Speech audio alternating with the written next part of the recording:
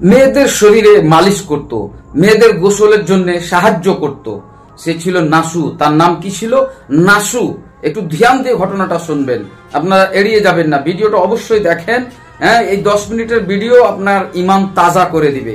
বানি ইসরায়েলের এক যুবক ছিল যে দেখতে পুরো অবিকল, একেবারে নারীর মতো, একেবারে নারীর মতো। তার হাতগুলো সরু সরু, তার চেহারাতে মোষ ছিল না, দাড়ি ছিল না, দেখতে গোটা একবারে মেয়ে, একখানা মেয়ের মতো ছিল।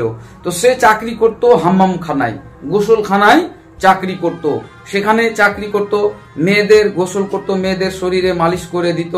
এইভাবে তার দিন চলতো, কিন্তু এছাড়া আর অন্য কোনো তার চাকরি ছিল না।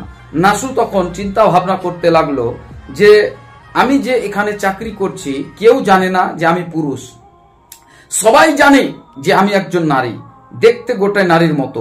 তো মেয়েদের শরীর স্পর্শ করে তার একটা মজা অনুভব করত। সে আসানের সহিত এই চাকরি খুব ভালো করে করত। তারপরে তখন মেয়েদের শরীর স্পর্শ করে সে মজা পেত এক, চাকরির পয়সা পেত আর এক, মালিশ করত মেয়েদের। এইভাবে তার দিন কাটতে থাকতো। একদিন সে চিন্তা ভাবনা করলো যে নাসু, তুমি এখানে তো খুবই মজা আনন্দে আছো, কিন্তু মরতে তো হবে একদিন, পরকালে আল্লাহ রব্বুল আলমিনের দরবারে কিভাবে তুমি নাসু তোমার চেহারাটাকে দেখাবে? এই নিয়ত মনে মনে আঁকছে। এই করতেই সে ভাবছে যে আমি আর এই চাকরি করব না, বেরিয়ে যাব। কিন্তু শয়তান তার পিছু লেগে আছে। সে বলল, এখান থেকে যদি বেরিয়ে যাও তাহলে আর চাকরি পাবো কোথায়, কি কাজ করে খাবো আমি?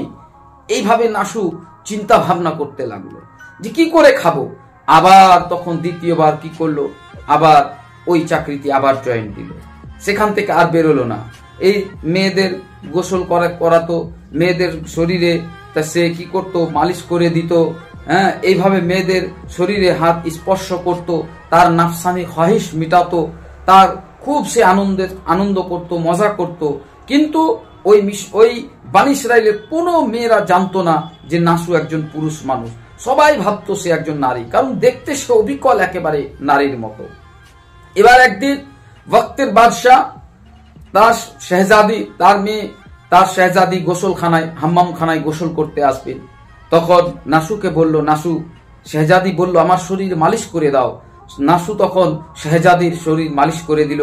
শেহজাদির গোসলে কি করলো, তাকে সাহায্য করলো। পরে এইভাবেই যখন গোসল দিল শেহজাদির, তখন সেই নাসু একদিকে চলে আসলো। তারপরে শেহজাদি যখন কাপড় পরিবর্তন করতে লাগলো হাম্মাম খানায়, তখন সে দেখতে পেল যে তার গলায় হার নাই। হার গেল কোথায়?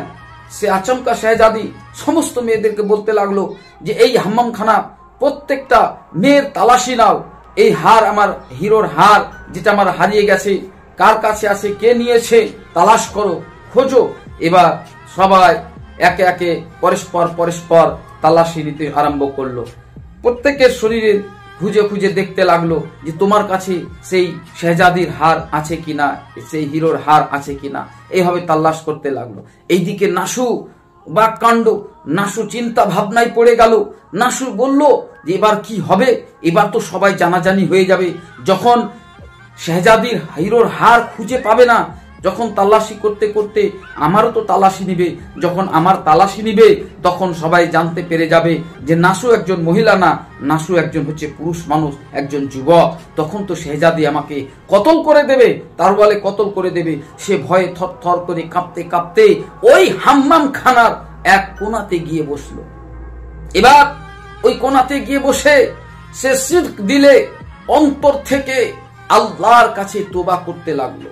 ইলাহ রব্বুল আলামিন, আমি তোবা করছি, আমি ইস্তেগফার করছি, আস্তাগফিরুল্লাহ, ইয়া আল্লাহ, আমি এই কাজ থেকে তোবা করছি, না খেয়ে মরে যাব, কিন্তু এই চাকরি আর করব না। আল্লাহ, আমি সত্য দিল থেকে আমি তোবা করছি, আমাকে ক্ষমা করো। যেমন আল্লাহ রব্বুল আলামিন কোরআনে কারীমের মধ্যে ইরশাদ করেছেন, ইয়া আইয়ুহাল্লাযীনা আমানু তুবু ইলাল্লাহি তাওবাতান নাসুহা, তোমরা তওবা করো, ইস্তেগফার করো বিশুদ্ধের সহিত। yani মনের মধ্যে কোনো খুঁত রেখে তোমরা তোবা করবে না, বরঞ্চ বিশুদ্ধ তোবা করো। এই যেমন নাসুহা, যেমন এই নাসু যেমন তোবা করেছে, বিশুদ্ধ তোবা করেছে। আজ আমরা ভয় করি যে আজ আমি সুদ খাচ্ছি, যদি এই সুদের ব্যবসা ছেড়ে দিই আমি খাবো কি, আমি যদি জেনার ব্যবসা ছেড়ে দিই তো আমি খাবো কি, আমি যদি মদের ব্যবসা ছেড়ে দিই তো আমি খাবো কি, এই রকম চিন্তা ভাবনা আমাদের মধ্যে আছে। তাল্লাযিনা আমানু ইয়া আইয়ুহাল্লাযিনা আমানু তুবু ইলাল্লাহি তাওবাতান নাসুহা, বললেন যে তোমরা তওবা ইস্তেগফার করো বিশুদ্ধের সহিত, মনে খুঁত না রেখে, আল্লাহ তোমাকে আবার পুনরায় রিজক দান করবে। কারণ রিজকের মালিক হচ্ছেন আল্লাহ, ব্যবসার মালিক হচ্ছেন আল্লাহ, তোমাকে যে কোনো অবস্থাতে পালনেওয়ালা হচ্ছেন আল্লাহ। তারপরে ওই যখন তওবা করতেই ছিল এমন তো অবস্থায় কানে নাসুর আওয়াজ আসলো। কি আওয়াজ আসলো? যে শেহজাদি হার খুঁজে পেয়ে নিয়েছে, শেহজাদি হার খুঁজে পেয়ে নিয়েছে, আর কারো তাল্লাশি নেওয়ার প্রয়োজন নাই। এই আওয়াজ আসা মাত্রই সে আল্লাহর শুকরিয়া, আল্লাহর দরবারে শুকরিয়া জানালো। ইলাহা রব্বুল আলামিন, তোমার লাখ লাখ শুকরিয়া, ইয়া আল্লাহ তোমার কোটি কোটি শুকরিয়া। এই বলে সে সেখান থেকে বেরিয়ে গেল, আর দামামখানায় আর হাম্মামখানায় আর আসলো না, গোসলখানায় আর আসলো না। এইদিকে মেয়েরা ডেকে পাঠায়, কিন্তু সে আর আসে না মেয়েদের গোসল দিতে, মেয়েদের শরীরে মালিশ করতে, এইভাবে আর আসলো না। সে তোবা করে নিয়েছে। এই প্রতিমধ্যে শেহজাদি আর একবার দ্বিতীয়বারের জন্য যখন হাম্মামখানায় গোসল করতে আসবেন, তো আর আগেই কি করলেন, ওই শেহজাদি নাসুকে পত্র পাঠালেন। নাসুকে পত্র পাঠিয়ে বলে, নাসু আর শেহজাদি হাম্মামখানায় গোসল করতে আসবেন, তুমি শেহজাদির সহযোগিতার জন্য চলে আসো। এই বলে যখন বলে পাঠালেন, তখন যে নিয়ে গিয়েছিল মুখবির খবর নিয়ে গেল নাসুর কাছে। নাসু তখন চিন্তা ভাবনায় পড়ে গেল, শেহজাদি আমাকে আবার দ্বিতীয়বার ডেকেছে গোসল করার জন্য, কিন্তু আমি এত আর যাব না, আমি তোবা করেছি, আমি ইস্তেগফার করেছি। তখন সে তাকে বলল মুখবিরকে যে আমার হাতে প্রচন্ড ব্যথা করছে, আমি শেহজাদিকে গোসল দিতে পারবো না, যাও শেহজাদিকে মানা করে দিও। এই বলে নাসু তাকে পাঠিয়ে দিল, ফেরত পাঠিয়ে দিল। এইদিকে নাসু দেখলো যে আমি এখানে আছি, তো সবাই মেয়েরা একে একে একে একে ডাকতে আসছে, কতদিন আর এই বলে বাহানা করে করে কাটাবো। তখন নাসু কি করলো, একটা দূর একদিকে পাহাড়ের দিকে বেরিয়ে পড়লো। এক পাহাড়ের ওপরে নির্জন এলাকায় আল্লাহর ইবাদত উপাসনায় রত থাকলো, আল্লাহর ইবাদত উপাসনা করতে লাগলো। তারপরে কিছুদিন ইবাদত করার পর যখন নাসু দেখলো বাইরে বেরিয়ে একটা মোষ চড়ছে, আর সেই মোষটার আশেপাশে দেখছে কোনো চারোয়া নাই, কোনো রাখাল নাই, সেই মোষটার দেখভালের জন্য কেউ রাখাল নাই। তখন নাসু কি করলো, সেই মোষটাকে নিয়ে সে তার কুটিরের ওখানে বেঁধে রাখলো।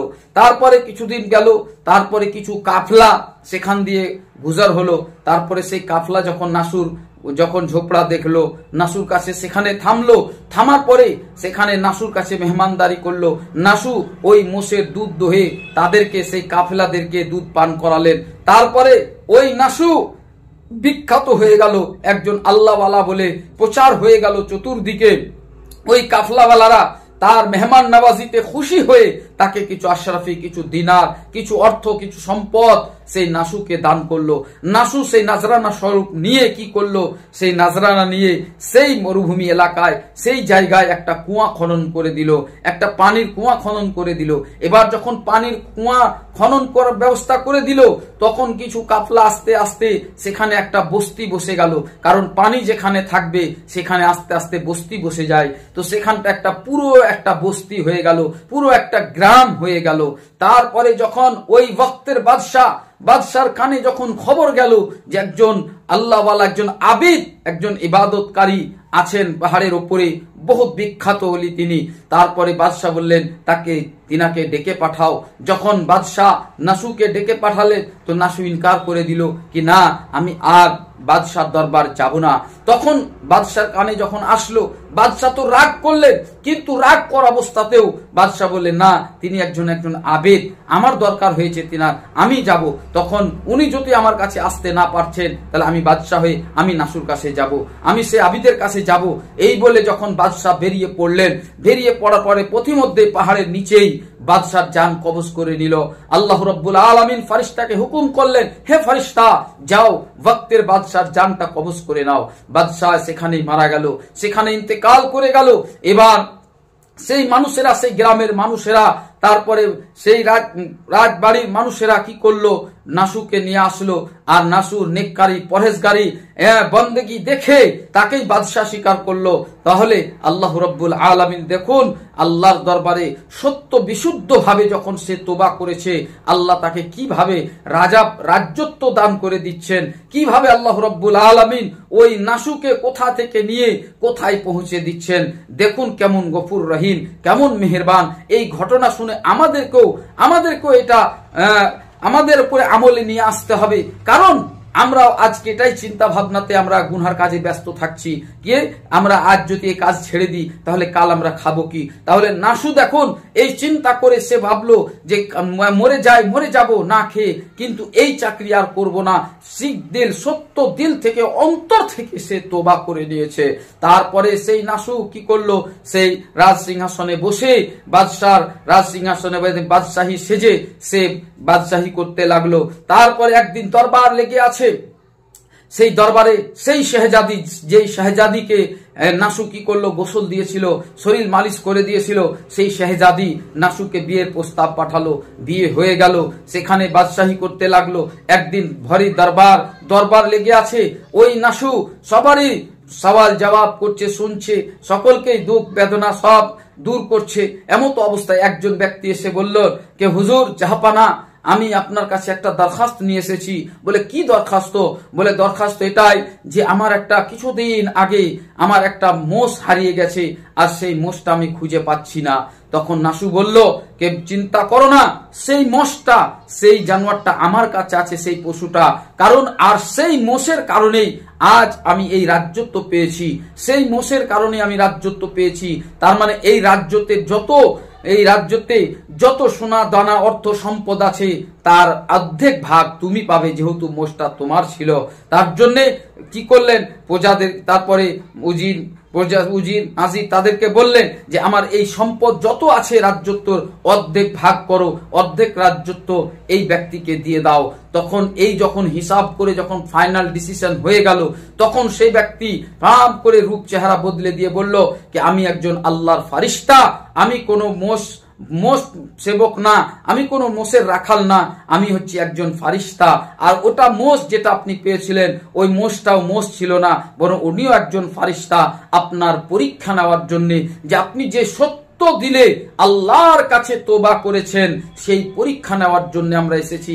ওয়াকে সত্যই অবশ্যই আপনি সত্য অন্তর থেকে সেই থেকে আপনি তোবা করেছেন, আল্লাহ আপনার তোবা কবুল করেছেন, আপনাকে রাজ্যত্ব দান করেছেন, আপনি বাদশাহী করুন আদল ইনসাফের সহিত। তো প্রিয় দিনী ভাই সকল, এই ঘটনা থেকে আপনি কি শুনলেন, কি বুঝতে পারলেন? যে আল্লাহু গফুর রহিম, আল্লাহ মেহেরবান, আল্লাহ গুনাহ মাফ করনে ওয়ালা। তুমি যখন পাপ কাজ থেকে মুক্ত হবে, পাপ কাজ থেকে সরে আসবে, তখন তোমার রুজির ব্যবস্থা আল্লাহ করে দেবেন, রিজকের ব্যবস্থা আল্লাহ করে দেবেন। আজ তুমি ভাবছো মদের ব্যবসা করছি, জুয়ার ব্যবসা করছি, সাট্টাবাজির ব্যবসা করছি, আজ লটারির ব্যবসা করছি, আজ যদি আমি এই ব্যবসা ছেড়ে দিই তাহলে কাল আমি খাবো কি?